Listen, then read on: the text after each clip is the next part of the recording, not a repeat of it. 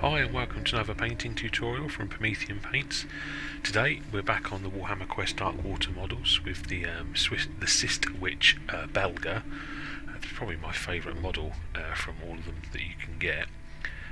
So what we've done is we've primed the model in Vallejo Black Primer, and then as with the other ones we've gone over that with AK Tenebrous Grey, a lovely dark, almost black, dusty, purplish sort of colour.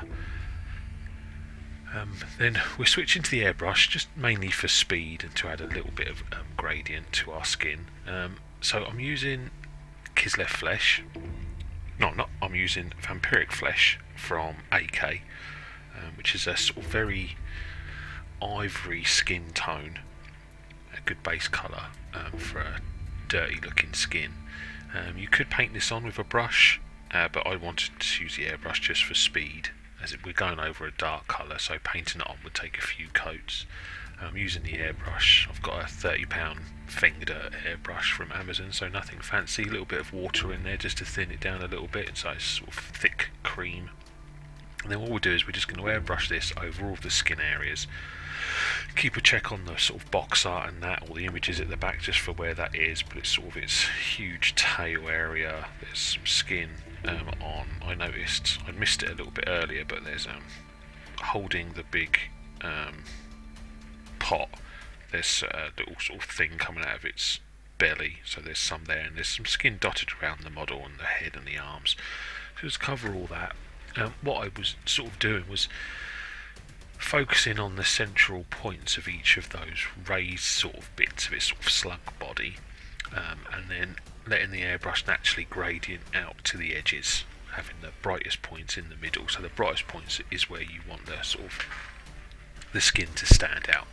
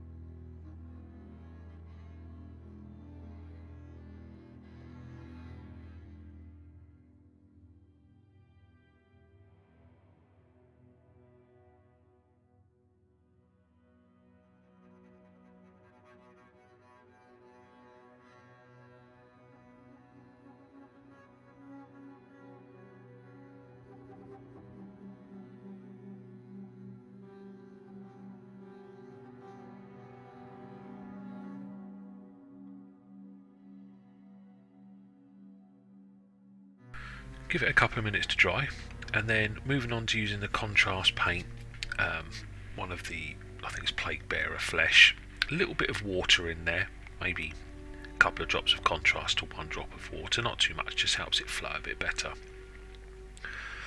And then I'm going to apply this all over the skin, pretty much almost like a flesh wash, allowing it to pool in all those recesses, but just making sure we cover all of the skin. The reason for watering it down a little bit is I didn't want like the purest of green. I just wanted a sort of subtle undertone of green to the skin. We will be hitting this with a few more colours, so the green won't be lost, it will be there, but it just gives a nice, this is a sort of overtone of the skin itself. So yeah, this is the contrast paint, Plaguebearer Flesh.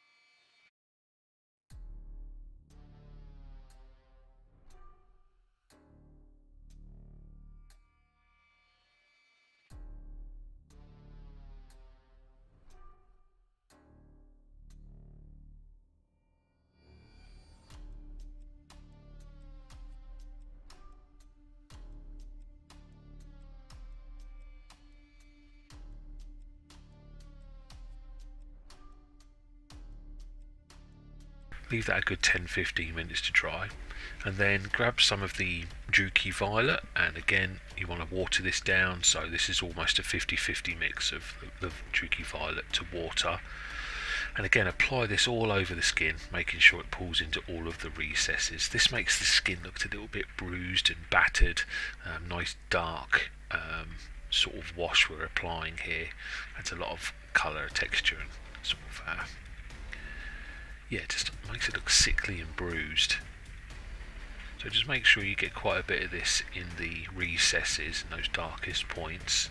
You could apply a couple of coats of this. That's why we're thinning it down. One is really it's got a lot of pigment in it for a shade, so there's a lot of colour to it, so definitely water it down. So you could apply 2 or 3 coats if needed.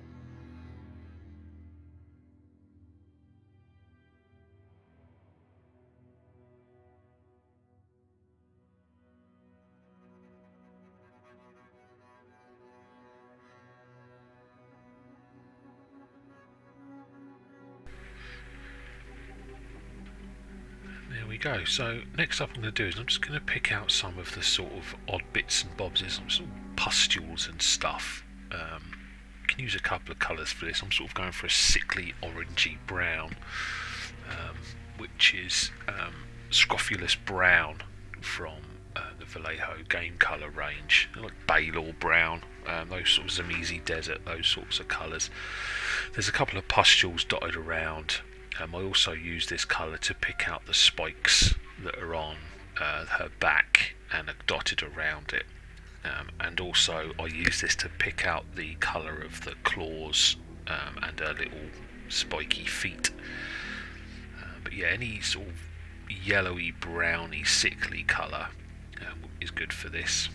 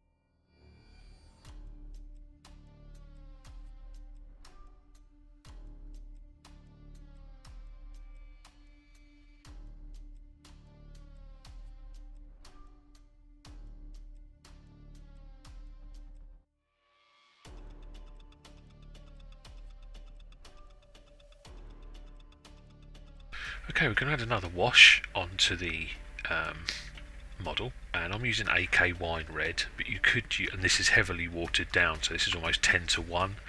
It's quite a lot of, this is a very heavy pigment colour. This adds another layer of bruisedness, sort of soreness to the model. You could use Carroburg Crimson. I actually couldn't find mine, which is why I'm using the Wine Red. But again, with Carroburg Crimson, heavily water it down, 50-50.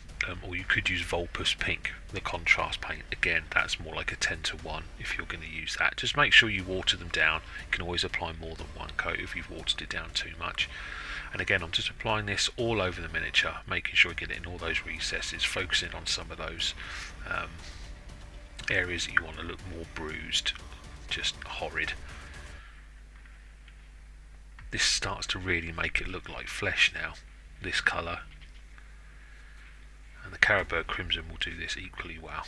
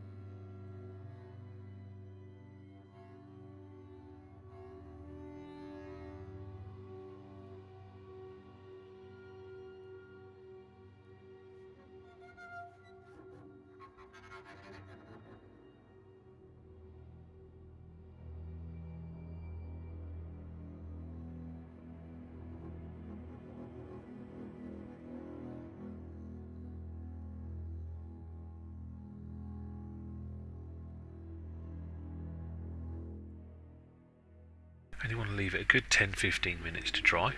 So I've got some Vamperic Flesh there on the wet palette, and I've just watered it down, a couple of drops of water just so it's quite thin. And all I'm going to do now is pick out all of the raised areas and parts that I want to be brighter. Not too many highlights here. I wanted this to look almost grim dark in its way, so minimal highlights, which makes the highlights actually stand out. So yeah, picking out the fingers, the knuckles, any bits on the arm, any areas on the skin that you want to pick out, sort of raised areas. But make sure you water it down a little bit, just so that it doesn't become too bright and too garish. You could use sort of Flayed One Flesh or Pallid Witch Flesh from the Citadel range, but add a little bit of water just to thin the paint down. But yeah, as you use the Vampiric Flesh, whatever colour you used as your base coat for the flesh, use that to do your first highlight.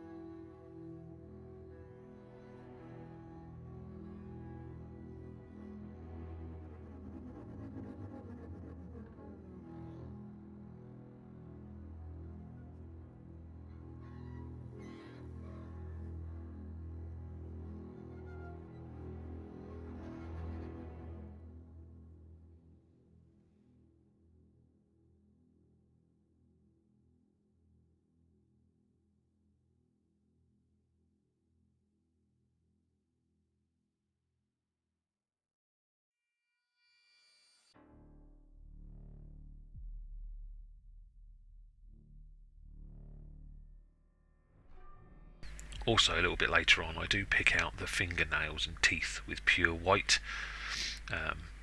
You can do that at any point. I just randomly do it during the video, but as you'll do in the flesh, just pick out those bits. There's also a little head in her belly, so just pick out a couple of features with that as well.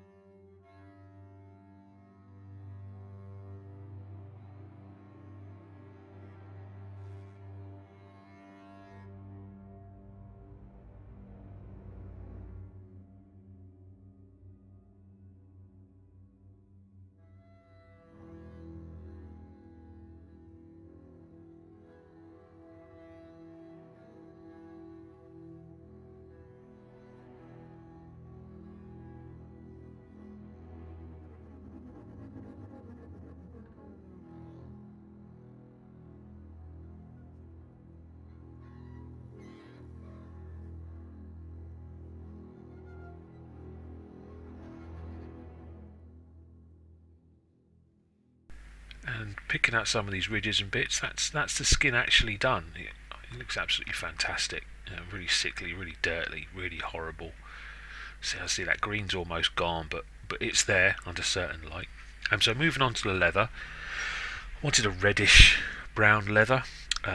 So gonna undercoat it, base coat it in Citadel Doombull brown. There's a lot of leather here, all over her head, all round down her back. What I did before this was just where we went over it with the airbrush, was just went back over it with the Tenebrous Grey to pick out all of the details again. Just helps you familiarise yourself with the detail that's on the model, plus take it all back to the same prime colour. You could do it as black, any colour really. If you wanted a brighter appearance, you could use a grey, or like a Wraithbone if you're going to be using contrast paints. I use a black because it's just, I wanted this to be a slightly darker looking model.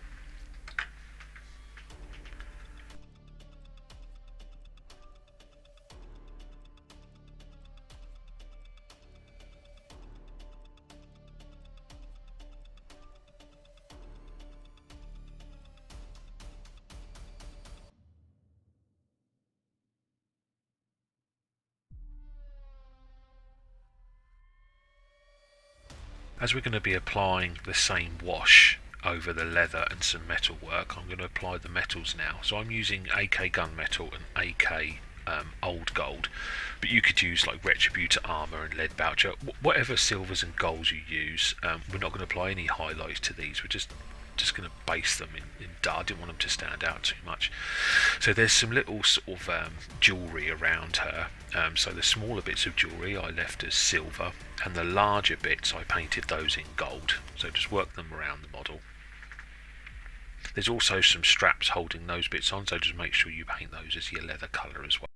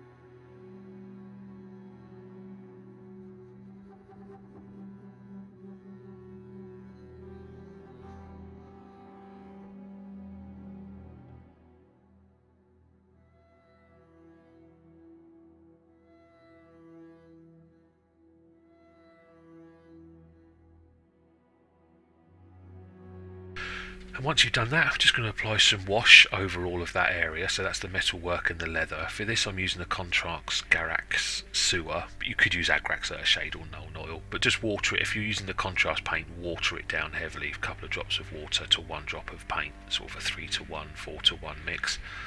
And just apply this wash all over the metalwork and all over the leather that you've just painted. That's it. You could use Agrax Earthshade. I just find this sewer colour just is a bit darker, a bit greener, just a bit dirtier than Agrax Earthshade. The only annoying thing with this is the contrast paints are a little bit shiny, so you could, if you wanted to, put some matte medium into the mix, but I didn't do this. So what I'm doing is, once the model's painted, I just go over the leather areas with some AK Ultra Matte varnish with a brush, just to tone it down and to make it look a little bit less shiny.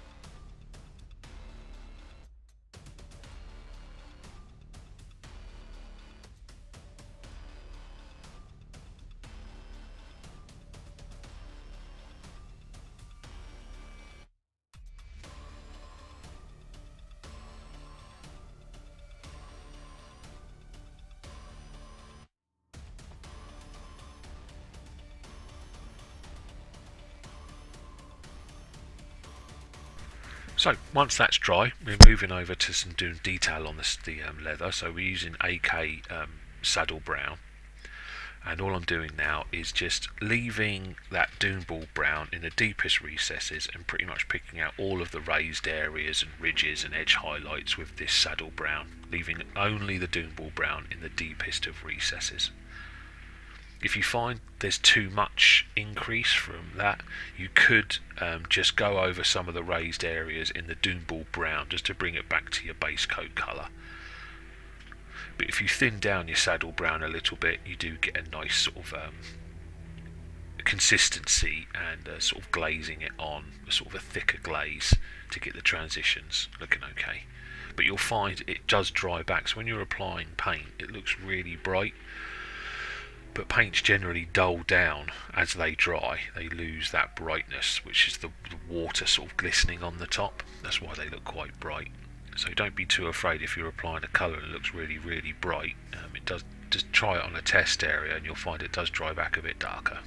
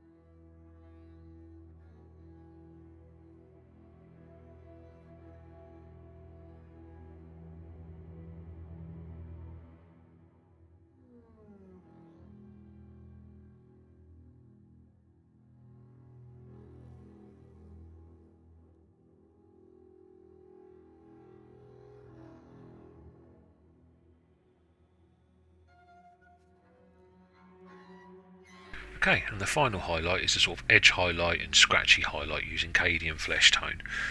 You need to be careful here. You don't want to do too much because it can blend a bit into the flesh we've already done. But I just use this to pick out some intense highlights and a few scratches and marks, wear and tear on the model. You don't necessarily need to highlight it at this stage. The leather work, or you could add a little bit of the sort of this colour into the saddle brown to create a sort of subtler mid-tone highlight. But yeah, it's only picking out a few areas here and there, some edge highlights and some wear and tear.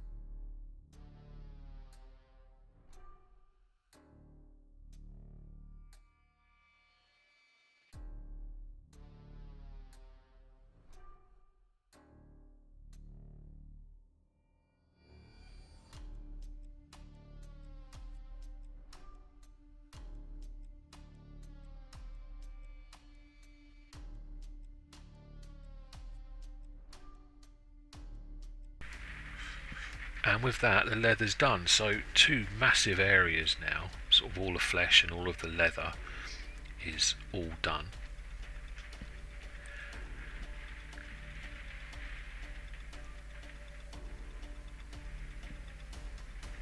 So just moving on to the staff, and I've made a little mix of the silver and gold colour, just a 50-50 mix. And what I'm doing is I'm just picking out the top part of the staff and some of the metal work around the top of the staff. I mean, some of this is going to be covered in our glowing effects a little bit later on, but I'm just basing it out, just painting bits and bobs of the staff and the sort of Nurgle symbol that's at the top. I'm picking out the back of those, the bulbuses there, but I actually go over those in green a bit later on.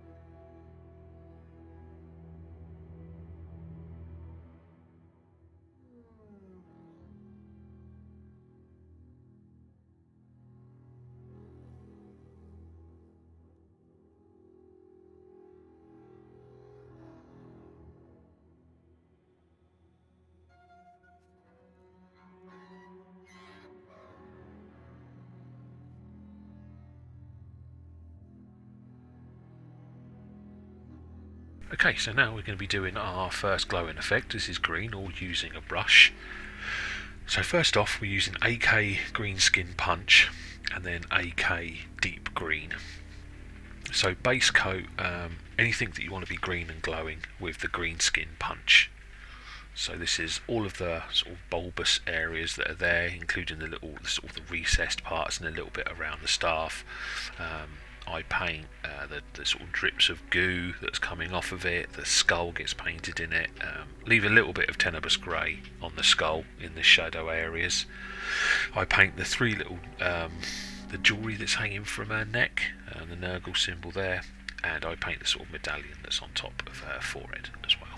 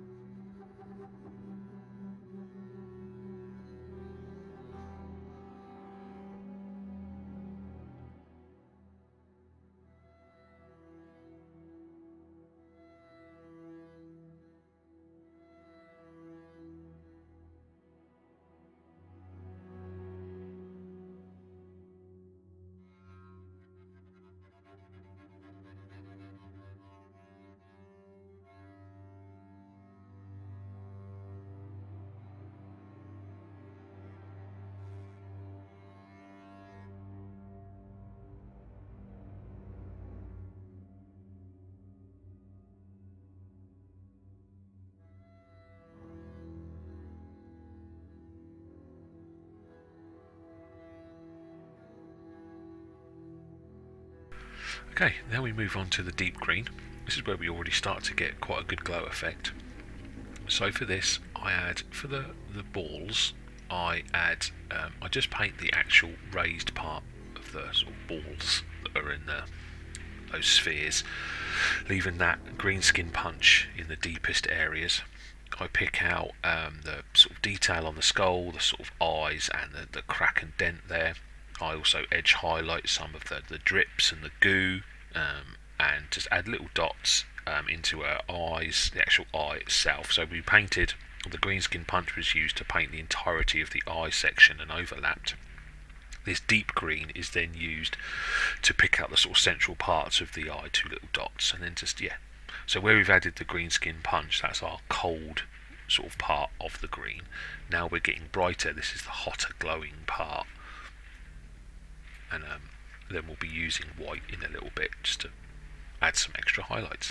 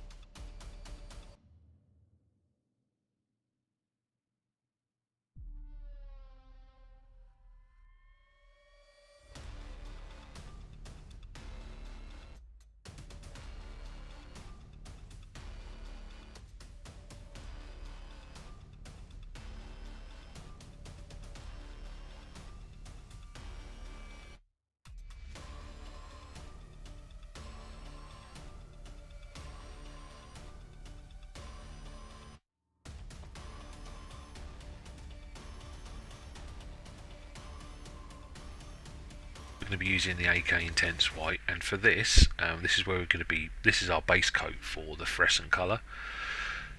So, on the spheres, I had a dot in the top corner and a crescent underneath it, and then some dots on the goos.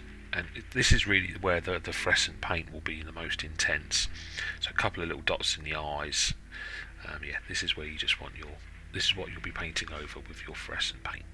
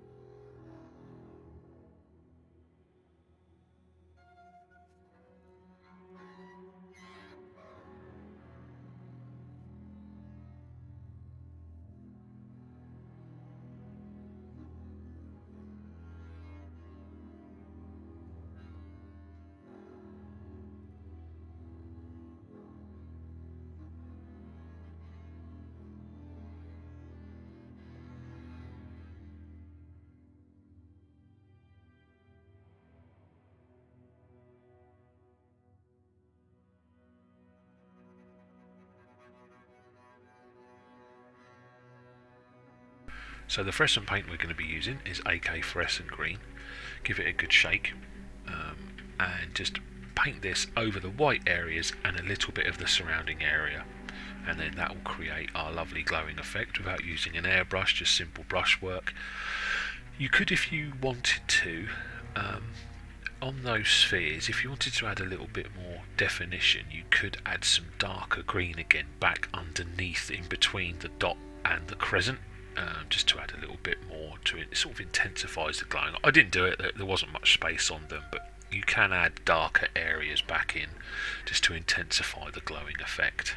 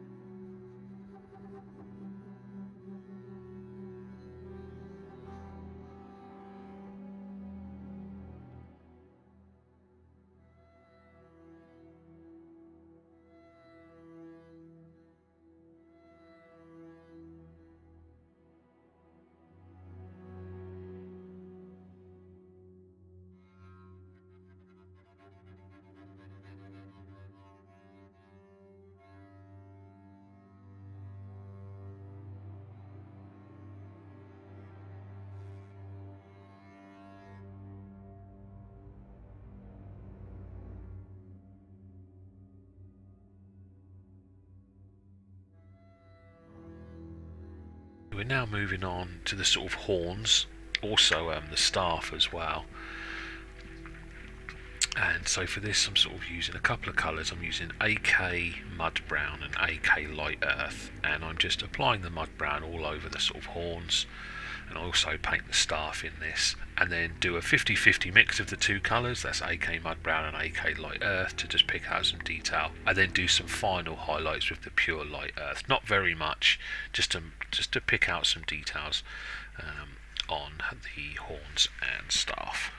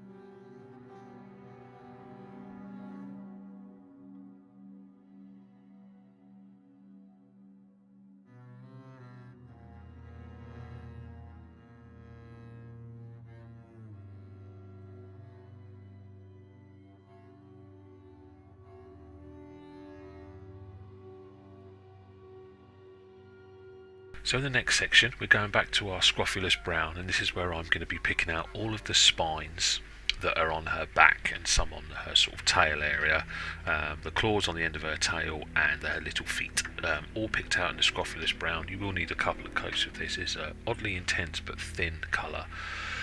Yeah, Tzimisce Desert Balor Brown would be your equivalent in the Citadel range.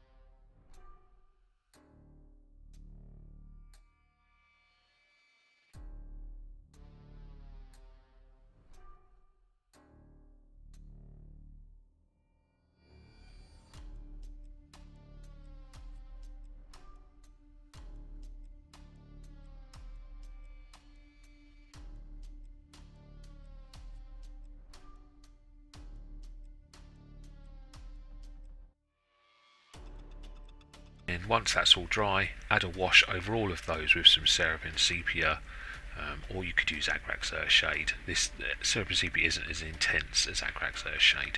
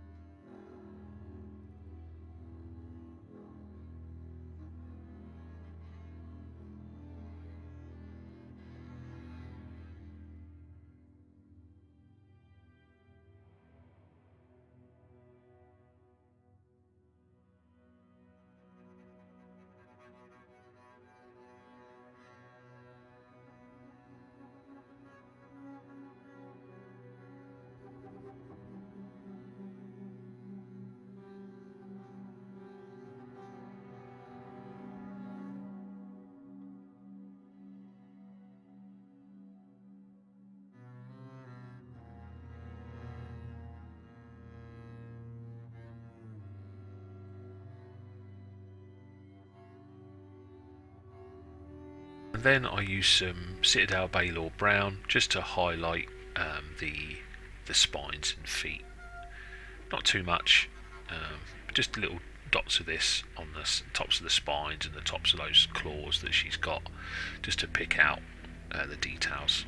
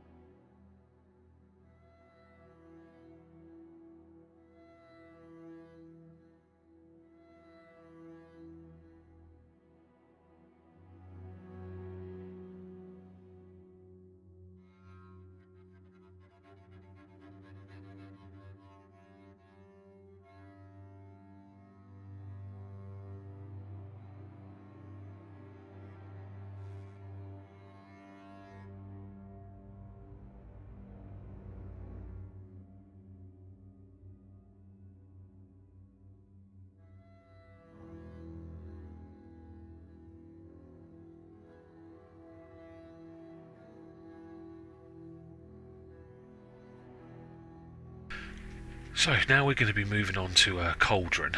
We're using some different techniques for this. So first of all, I'm going to be using some of the Rust water soluble The full description of what it is will be in the description. But this is a paint that goes on. It's water based, so you apply it quite heavily, and then you add a bit of water to it, and that creates the rust effect. It takes about 10 or 15 minutes, depends on how much you've put on. Sometimes it can take up to half an hour to dry and get that rusting effect. But it's an easy way of doing rust. It adds some layering to it as well. You could just use your sort of normal acrylics for it, like Scrag Brown or AK Medium Rust and Light Rust to do it. But I find this just adds a bit of texture, a bit of fun. So yeah, just apply this all over, and then a few dots of water here and there. Add some water to it on the actual model, and it will start to do the rusting effect.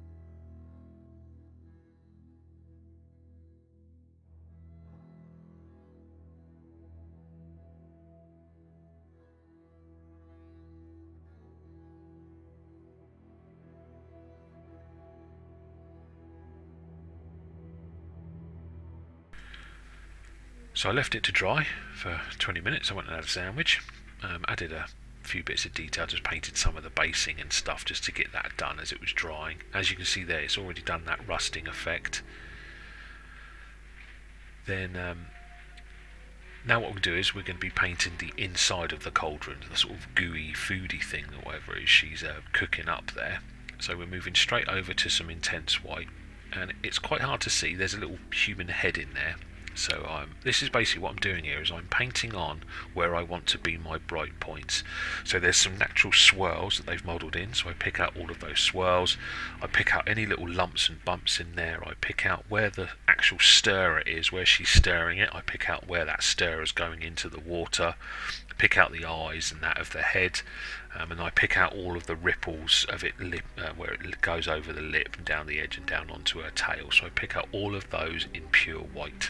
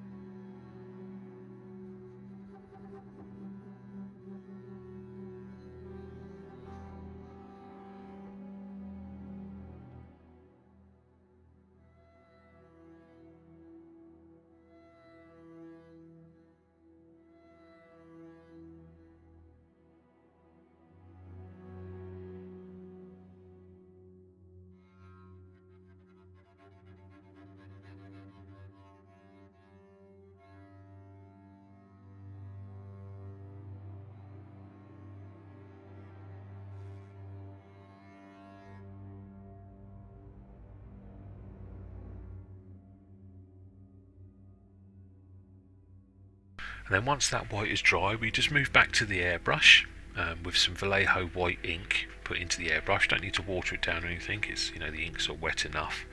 And just very carefully I do little sprays of this, just centering the nozzle is centered over the most intense part of the white, so you just get some natural haloing occurring either side of where we have our intense white. Because when we hit over this with the fluorescent colour, you'll get a really bright bit of fluorescent, and where the haloing white is around it, it naturally fades itself away, giving us an easily natural glowing effect. I add this around the lip of the cauldron as if it's glowing up as well. Making sure you do leave some darker areas, just so that, you know, to have any bright areas you need dark areas too.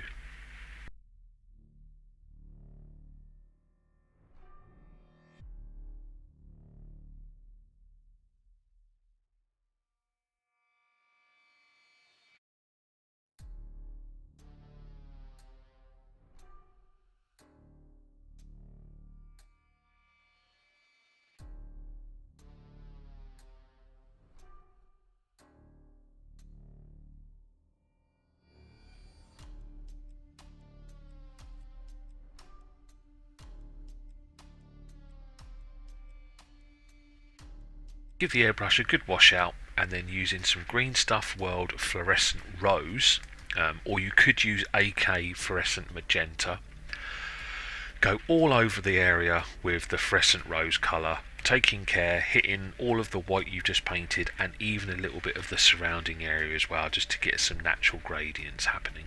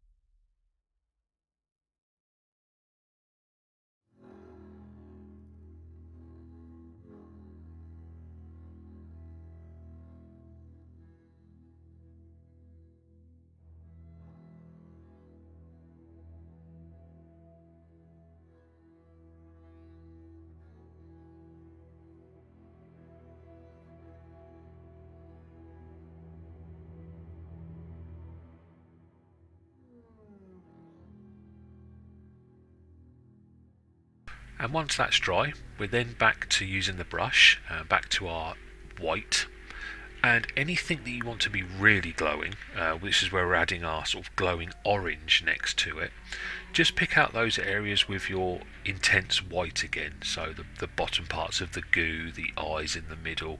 And you could leave it, if you're happy with this, you could just leave it, but if you wanted to add that orangey sort of dirty magic type colour to it, just pick out any points that you want to do that to with your intense white again.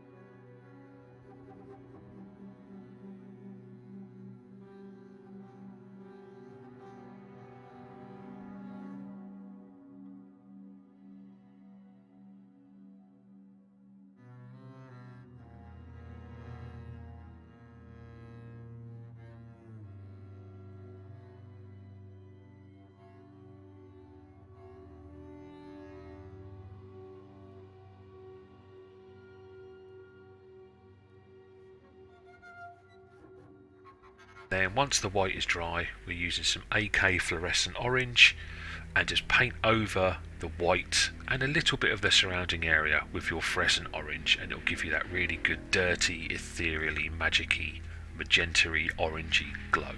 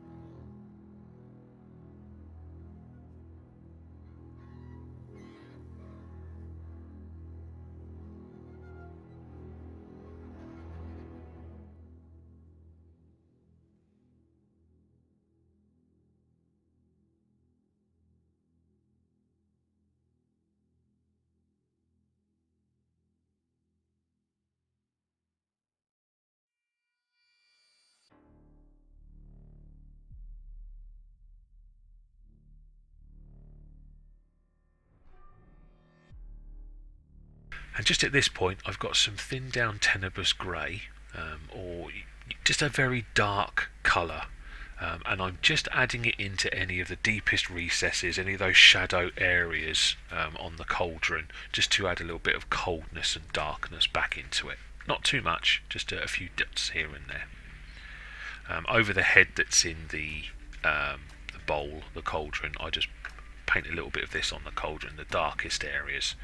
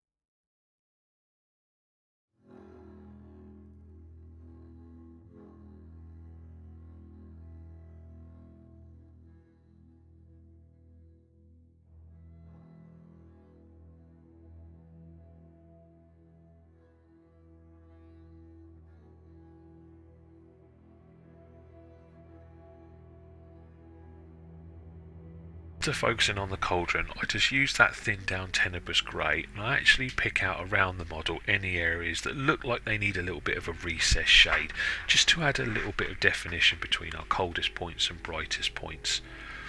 This just helps. You could use Nuln Oil for this if you wanted to, just to go around and fill in some of those recessed areas, adding a little bit of depth. It really helps pick out some of the details of the model. For the base, I just used standard sort of basing materials and a couple of tufts from Gamer Grass, just to add a little bit of character and that, a little bit of flavour to the model itself. Luckily on this one, a lot of them have got quite big bases with some flat areas you've got to sort out, but with this model, most of the base is covered with a fetid tail.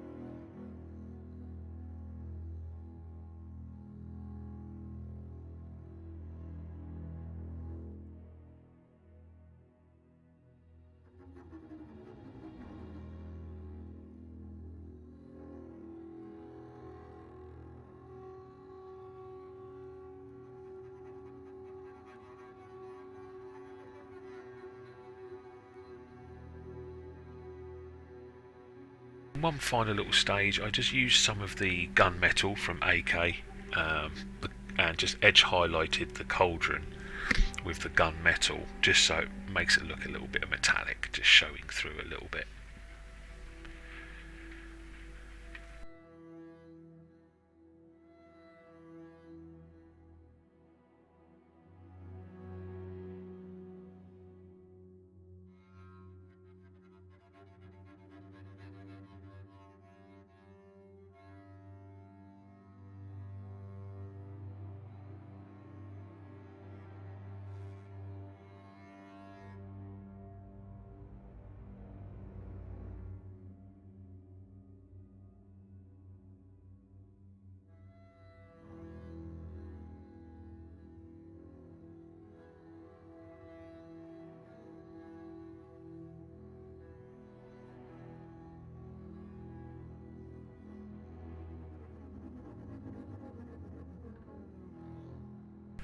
And then once you're finished, I just did the lip of the base in a matte black colour, and then she's all finished up. As I said, one of my most favourite models from this Darkwater range. They're all really good, but this one, she really stands out. So yeah, I hope you've enjoyed this tutorial. As always, like, comment, subscribe, do all those YouTubey things. It really helps me out, gives me a lot of push to do more models and more tutorials for you. I'll be doing the entire Darkwater range as tutorials, so just keep your eye out for the next one. So yeah, as I mentioned, just like, comment and subscribe, and happy painting, my fellow painters.